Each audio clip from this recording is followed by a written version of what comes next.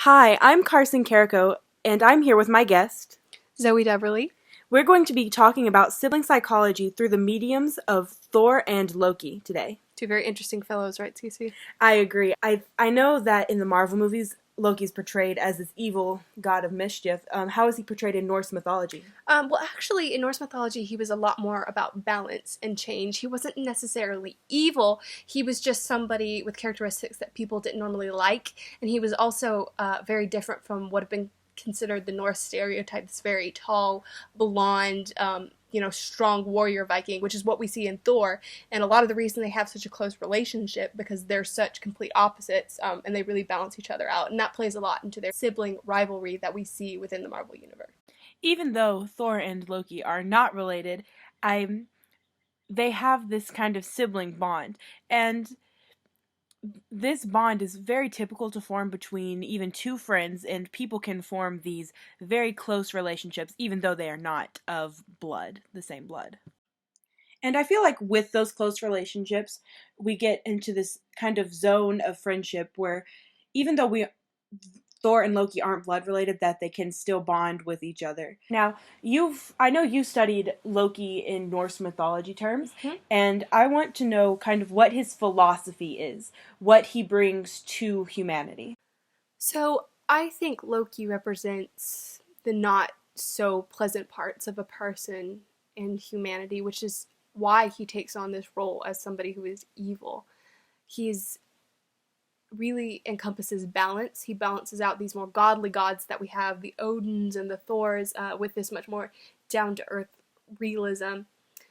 He represents change. No matter Loki touches a lot of things. He kind of has his fingers in lots of pies. Is sort of involved in lots of different things, and whatever he touches doesn't stay the same. He changes things, be it for the better or for the worse. You said that he kind of represents the kind of like other sides of humanity that you don't necessarily see in a positive light.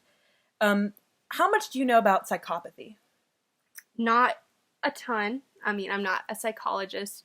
Um, if I had to, just go off the psychopaths that I've heard about, Hannibal Lecter's, type, I definitely feel, especially in the Marvel universe, that he has mental issues of some sort. I'm not, qualified to diagnose that, but I definitely see the characteristics.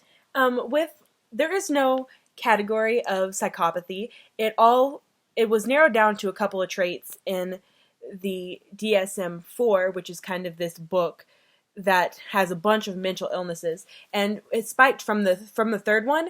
It was increased by over like 300 new different disorders. So it's getting bigger constantly. And they kind of have this list that has the traits of what a psychopath is. And psychopathy is manifests itself into society a lot more than you would normally think it does, because our CEOs have numerous psychopathic traits. Like a trait of being a psychopath is kind of this feeling like if you see something gory, you're not going to have any reaction with it. Another trait off the top of my head is this kind of mirror or camouflage effect. Like if you don't feel emotions as well, so if you see someone else being emotional, you're going to kind of copy their emotions to get the same effect. It's kind of like this overpowering sense of manipulation, which I think Loki has kind of mastered. Very manipulative, yes. And so, though I don't think he is a full-fledged psychopath, I think that he incorporates some of the traits very easily. Would you attest to that?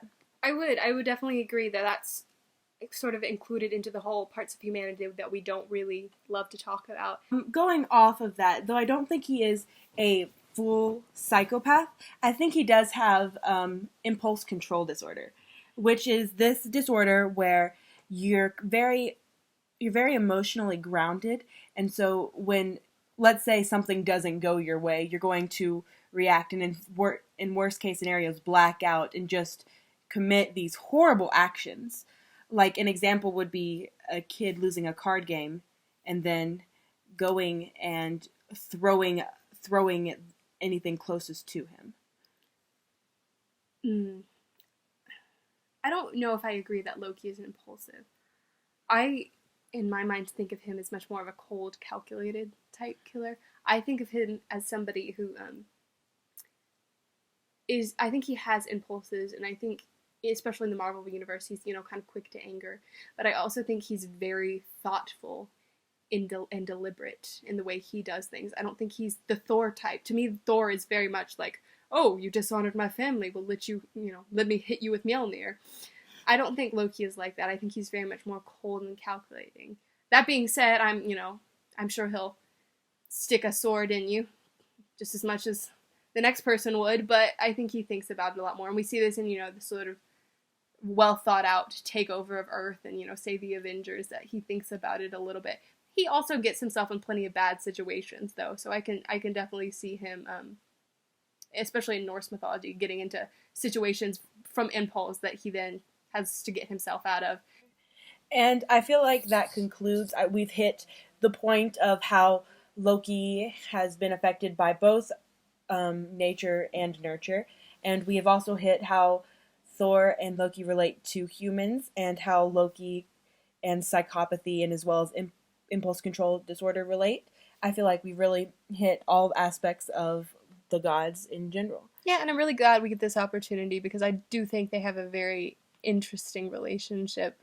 And I think that's why that this topic for an IB project was hard, because there are so many aspects to Loki, whether it's his sibling side or whether it's his mental orientation or even just how he's portrayed. There's just so many layers. I would definitely agree with that. I've also been doing a project on Loki, a kind of a different aspect, and he's just incredibly complex, and he reflects how incredibly complex the Norse people were.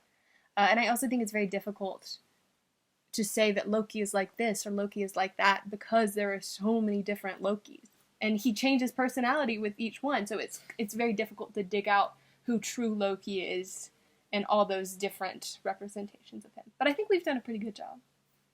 Thank you, and if you would like us to analyze more superheroes and supervillains, please leave a like. Thank you for listening.